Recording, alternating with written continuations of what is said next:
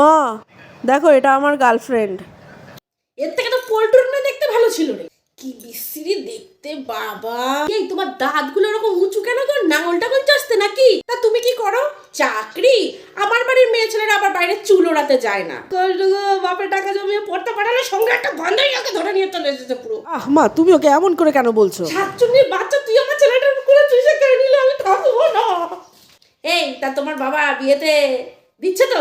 মা কি জিজ্ঞাসা করবো না দেবে কি না দেবে? তুমি ওই হাত কাটা জামা পরে বগলের চুল দেখিয়ে বেড়াচ্ছ না?